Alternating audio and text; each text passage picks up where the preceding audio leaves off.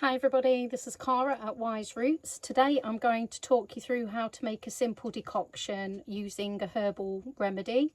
This can be for a tea and it will help keep all of the essential oils and the phyto nutrients of a herb in. So what you will need is a pan that is stainless steel. Ideally, what you don't want to be using is aluminium pans or any pans with coatings.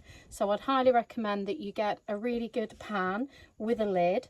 Then you will need your dried herb. I would recommend, I'm going to do a ginkgo tea today, a decoction tea, which is like a medicinal tea. So what I would do is macerate or chop up the leaf or the flower, whatever it is you're using. If you can, you can use fresh, but you don't need to use fresh herbs, but you can use fresh herbs.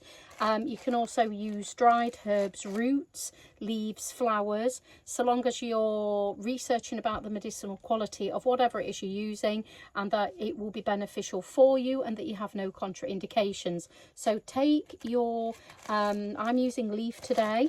What I do is I chop it up with a pair of really good kitchen scissors, but you can use a coffee grinder or a herb grinder, something like that, and chop it up into very fine pieces ideally. You can leave it like this, so long as it's not too bulky.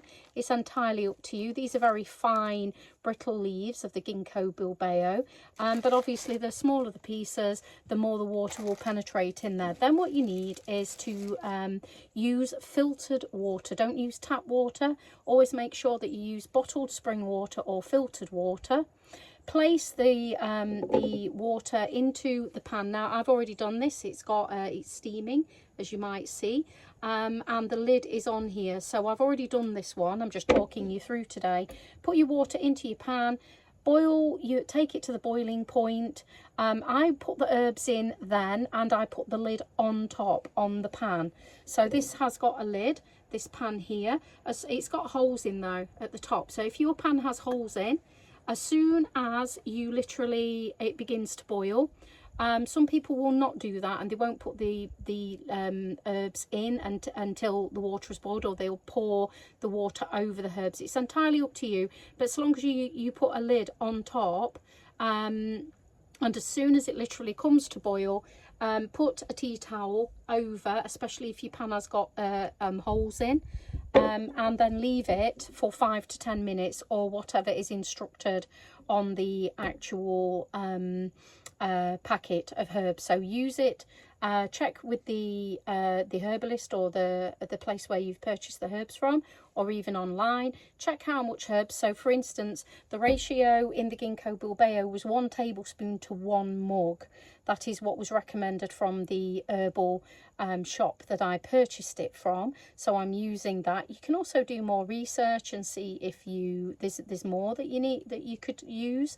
It's entirely up to you. So after 5-10 minutes, this should be ready. It's absolutely amazing to drink as a warm decoction. So what I would do as well is have a mug with a lid on like this. So as soon as you take the lid off, pour it in here. And to keep the chemical constituents, I drink my herbal teas and remedies and decoctions like this.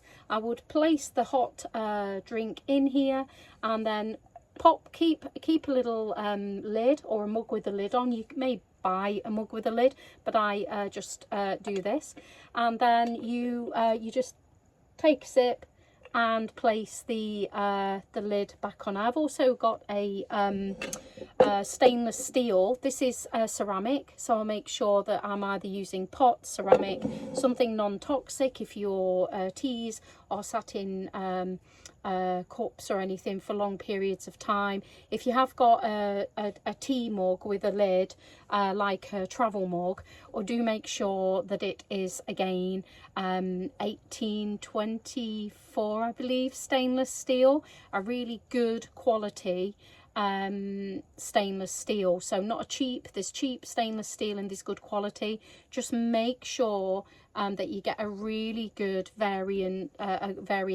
of your stainless steel. I'll put that down in the comments below. If you've enjoyed this video, please give me a thumbs up, give me a like, comment on, there's many different ways of doing decoctions. This is only one, so if you have a way of doing yours, please pop it in the comments. I seem to believe that is one more thing.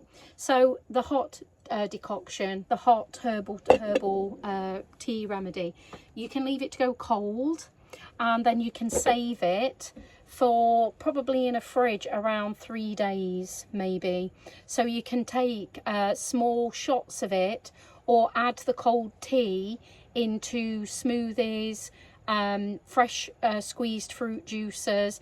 Obviously I do not have packaged fruit juices anymore, you know, the ones that are pasteurized, because I just think of them as dead fruit, or fruit soup is what I kindly refer to them as now. So the only fruit juices that I choose to have are completely fresh squeezed fruit, or fresh pressed fruit, or fresh pureed fruit. Anything that is like fruit juice out of the fridge section, or the pasteurized fruit juices, just be aware that that is it is basically dead food. There's no pranic value in it. The food, the fruit juice has been pasteurized. It is dead.